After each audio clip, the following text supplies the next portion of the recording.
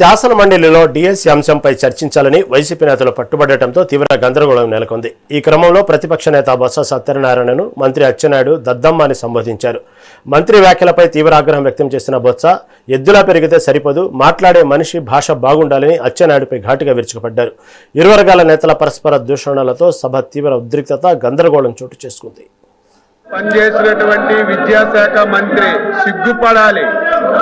5 సంవత్సరాల అధ్యక్ష, 2019 నుంచి 2024 వరకు నిరుద్యోగ యువతకి మెగా డిఎస్సి ఇస్తామని చెప్పి, నోటిఫికేషన్ చేస్తామని చెప్పి 5 సంవత్సరాలు ఆస్తులు తాకట్టు పెట్టుకొని మొత్తం అప్పులు చేసి ట్రైనింగ్ చేసి ఎలక్షన్లో మాటిచ్చి మాట తప్పారు అధ్యక్ష, మాట తప్పారు.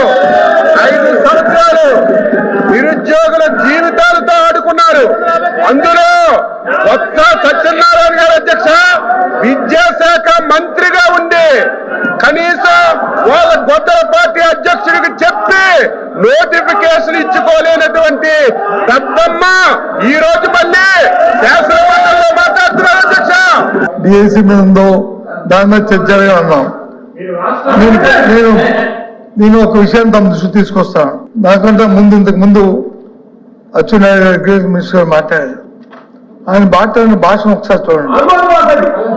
ఆయన మాట్లాడుతూ బొత్స సత్యనారాయణ గారు దద్దమ్మ, మంచి మంచి మంచి మంచి మంచి మంచి అధ్యక్ష అధ్యక్ష అధ్యక్ష అధ్యక్ష అధ్యక్ష మనిషి మనిషి మనిషి పెరిగితే బుద్ధి అవుతుంది. ఎద్దులాగా వచ్చి ఎద్దులాగా తెచ్చితే మనకి మనకి వచ్చి తెలుస్తాడు పాట బాగోవాలి.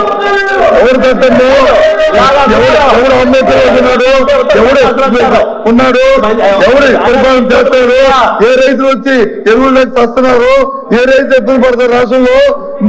ఈ దద్దమ్మ వచ్చి తెలుస్తుంది. దయచేసి ఈ భాష మంచిది కాదు. ఈ చేతకాని వాళ్ళని దద్దమ్మలు అంటారు. మీరు విద్యాశాఖ మంత్రిగా ఉండి